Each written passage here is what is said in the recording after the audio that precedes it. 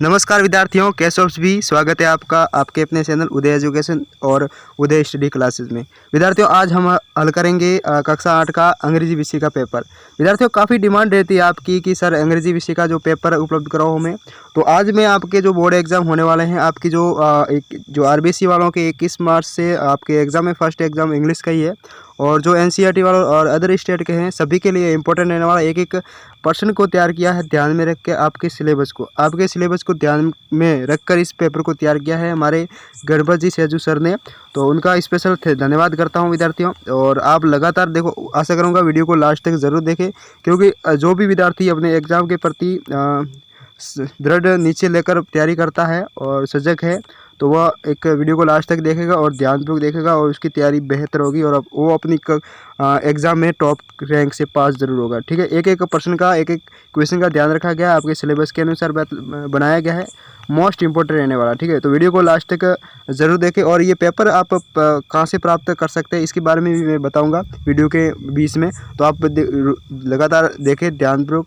और चैनल पर नए हो तो चैनल को जरूर सब्सक्राइब करें, हमारे उदय एजुकेशन और उदय स्टडी क्लासेस को। ठीक है, तो शुरू करता हूं और बीच में भी आपसे बातें करता रहूँगा। तो सबसे पहले जो आपके रहने वाला समय, तो आपको पता है 2.5 घंटा। मार्क्स जो आरबीसी वालों के वो तो 80 होता है, बाकी अन्य स्टेट के पता नहीं 60, 70 या 100 हो सकता है। और उसका आपको ध्यान नहीं रखना, आपकी क्वेश्चन पर ध्यान रखना, अपने सिलेबस के अनुसार ही पेपर तैयार हुआ है। ठीक है, सभी का सिलेबस एक जैसा ही होता है।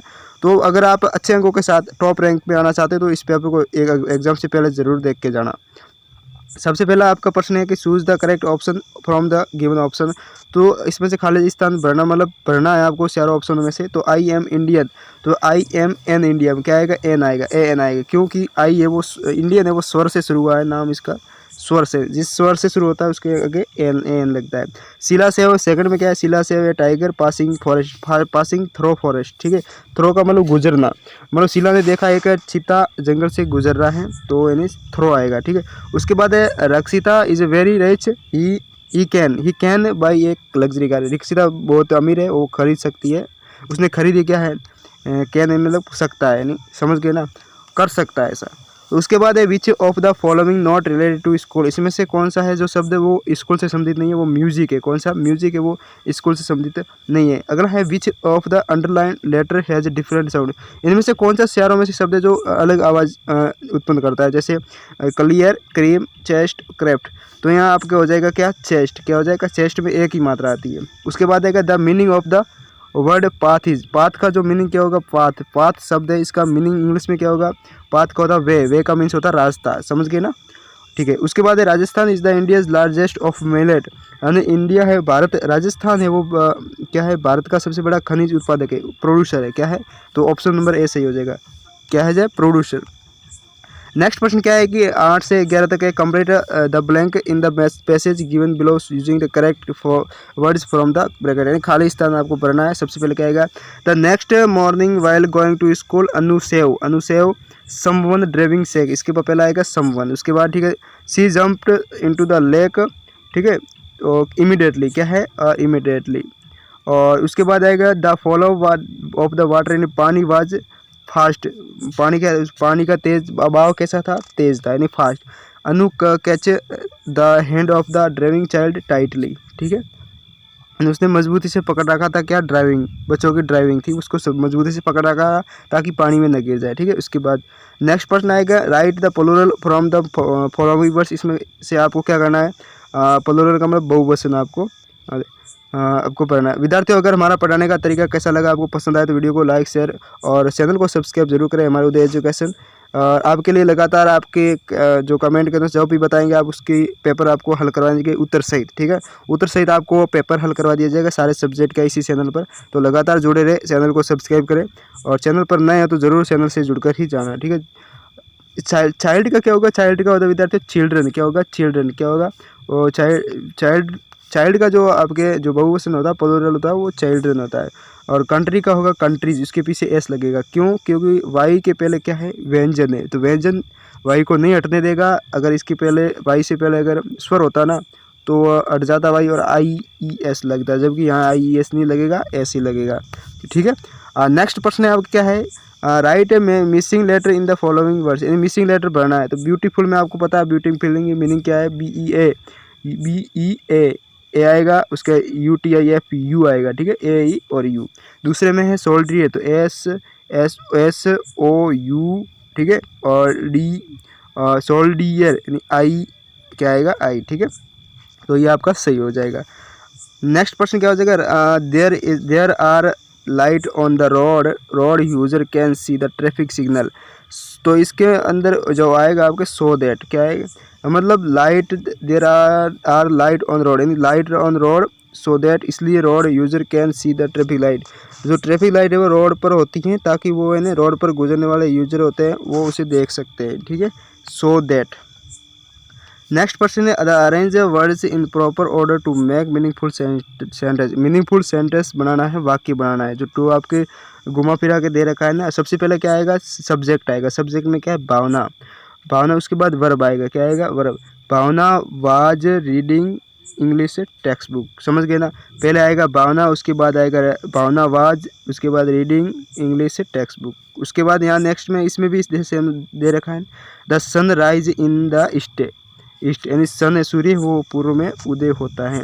तो द सन इज राइज उदय होना, द ईस्ट पहले सब्जेक्ट आएगा, उसके बाद वर्ब आएगा, उसके बाद ऑब्जेक्ट आएगा। ये इंग्लिश का मीनिंगफुल सेंटेंस है। Fill in the blank with the help of the words given in bracket.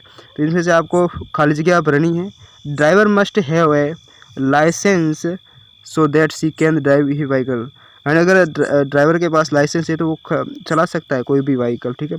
Second B में क्या है, we should use helmet, we should use helmet so that rush on road can be listened, ठीक है।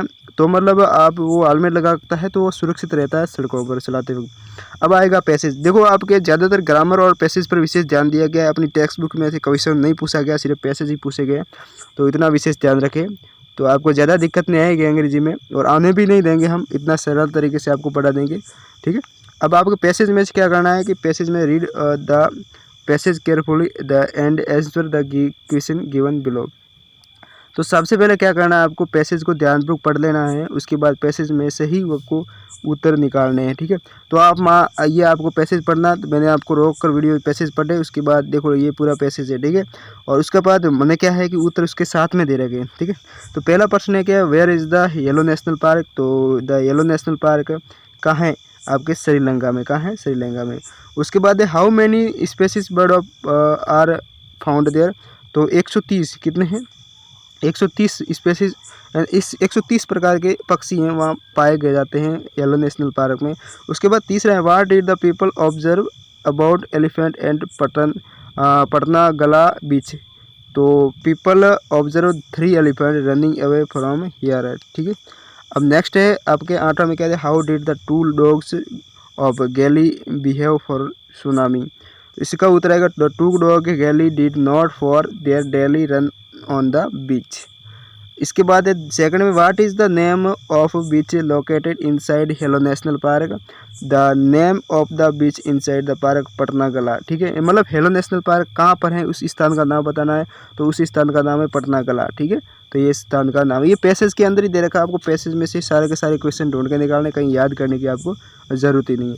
उसके बाद है right the opposite word from passage for the belonging words. यानी आपको ऑपोजिट विपरीत अर्थ लिखने हैं, इस पैसेज में से दिए हुए, लेकिन हमने आपको उत्तर दे रखे हैं। आउटसाइड का होगा इनसाइड, और नाइट का होगा आपके डे होगा, क्या होगा, डे। अगला है, अगला भी पैसेज है, 3 पैसेज आएंगे, आपको बहुत केयरफुली ध्यानपूर्वक पढ़ना है, उसके बाद उत्तर देना, ठीक है। आपको देखो मैंने आपको हल कैसे करना है ये पहले मैं पढ़ा दिया आपको, और इसके भी हमने उत्तर भी साथ में रखे। ये आपको पैसेज पढ़ लेना दूसरे नंबर का, और फिर हमने आपको प्रश्न दे रखे हैं, आपको पढ़ने हैं कौन से। द वे वाज देयर, ये सेकंड प्रश्न है, सॉरी। और इसका पहला प्रश्न है आपके ये दे रखा, what did the author explain Connie. तो इसका उत्तर हो जाएगा the author explain Kenny about the desk how he had found it, ठीक है। अभी सारे के सारे प्रश्नों के उत्तर दे रखे हैं, सब आप ध्यानपूर्वक इसका अध्ययन करें, ठीक है। अब सेकंड में way was there glow on Kenny's face, way Kenny's recognised James then there was glow on her face. उसके बाद how did she show her affection on his James letter. इसका है she showed her affection for James letter by stroking in tenderly, ठीक है। अब इसका उत्तर ये भी आ सकता है। अब फाइंड ऑपोजिट वर्ड, इसका ऑपोजिट बनाना है। क्लोज का क्या होगा, क्लोज का क्या हो जाएगा विद्यार्थियों, और लॉस्ट, लॉस्ट का मतलब खोना। ये सारे दो। अब ये बताओ मुझे विद्यार्थियों, क्लोज का क्या होगा। क्लोज का मतलब निकट होता है, तो फार का मतलब होता है दूर। क्या होता है, फार, फार का मीन्स होता है दूर। लॉस्ट का मतलब खोना। तो अब लॉस्ट के बारे में आप ज़रूर बताएं कमेंट बॉक्स में कि लॉस्ट का ऑपोजिट वर्ड्स क्या होगा। ठीक है, ध्यान रखना लॉस्ट का क्या हो सकता है। कमेंट बॉक्स में एक बार ज़रूर बताएं आपकी कितनी तैयारी है। ठीक है, उसके बाद नेक्स्ट प्रश्न क्या दे रखा है, what did other give to can you, other give to box to can you. ठीक है, और write a some meaning of gift from passage. तो गिफ्ट का जो मीनिंगफुल क्या होगा, मीनिंग अर्थ क्या निकलता है, प्रेजेंट, प्रेजेंट निकलता है गिफ्ट का। ये मतलब इंग्लिश में आपको इनका अर्थ होता है प्रेजेंट। नेक्स्ट है आपको तीसरा भी आपको पैसेज, पैसेज ही आपको नंबर दिलाएंगे, ध्यानपूर्वक केयरफुली आपको पढ़ना है। तो ये भी आपको वैसे का वैसा पैसेज है, एक बार ध्यानपूर्वक पढ़ें। ठीक है, सारे के उत्तर हमने दे रखे हैं, आप वीडियो को रोक कर देख सकते हैं, सारे प्रश्नों के उत्तर हैं। और अब देख लो, अब देख सबसे मोस्ट इंपॉर्टेंट यहाँ प्रश्न आएगा, rearrange the following sentence in correct sequence. ठीक है, अब देखो एक बार कहूँगा, ये अगर आप पेपर प्राप्त करना चाहते हैं तो हमारी वेबसाइट का लिंक दे रखा है अब डिस्क्रिप्शन में। ठीक है, तो उस लिंक पर क्लिक करते ही सीधे आप पहुंच जाओगे वेबसाइट के अंदर। आप वहां से आप किसी भी सब्जेक्ट का पेपर आप डाउनलोड कर सकते हैं। ठीक है, तो वहां से आप सारे के सारे सब्जेक्ट उत्तर सहित पेपर आपको उपलब्ध मिल जाएंगे। हमारा डिस्क्रिप्शन में, इस वीडियो के डिस्क्रिप्शन में लिंक दे रखा है उस वेबसाइट का, वहां से आप प्राप्त कर सकते हैं। अब देखो इसका रीअरेंज में करना है, तो सबसे पहले क्या आएगा, इस चारों ऑप्शन में से सबसे पहले कौन सा आएगा, a bee had fallen down in the water. एक जो क्या है, बी यानी मधुमक्खी पानी में गिर गई थी, तो इसका पहला आ जाएगा ये वाला। ठीक है, ए बी यानी एक मधुमक्खी पानी में गिर गई थी। उसके बाद है कि the dove fallen down a leaf and bee community, यानी एक फाकता था, यानी कोई पक्षी है फाकता, उसने उस पानी के अंदर की इस पत्ती को डाला और वो मधुमक्खी उस पर आकर बैठ गई और बाहर निकल गई। तो यहाँ क्या आएगा, द डव, तीसरा है सोते में पहला। ठीक है, ये पहला मैं आपको बता दूं विद्यार्थियों, ये आ जाएगा आपका पहला और ये आपका दूसरा। ठीक है, तीसरे में क्या आ जाएगा, the a hunter come to there and aimed to the dove, यानी एक शिकारी वहाँ आया और उसने उस डव, डव का मतलब जो फाकता है उसके ऊपर निशाना साधा। तो यहाँ के तीसरा क्या आ जाएगा, द ए हंटर, यानी फर्स्ट का वो तीसरा आ जाएगा। उसके बाद we cut to hunter and he had missed him, यानी मधुमक्खी ने उस हंटर को यानी शिकारी को काटा और उसने अपना निशाना खो दिया। तो यानी चौथे में ये आ जाएगा।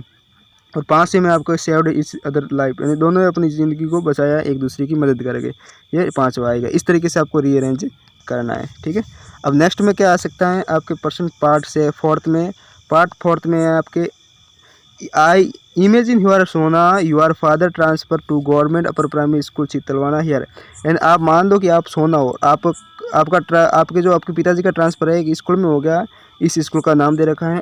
ठीक है, कोई भी स्कूल का नाम आ सकता है। So I want to go with him, write a application to your headmaster of government upper primary school Lalpura about issue transfer certificate. ठीक है, राइट एप्लीकेशन लिखनी है किसको, इस स्कूल को लिखनी है, किसको, इस स्कूल को लिखनी है कि हमारे पिताजी का ट्रांसफ़र हो गया है हमारा, तो हमें भी सर्टिफिकेट चाहिए।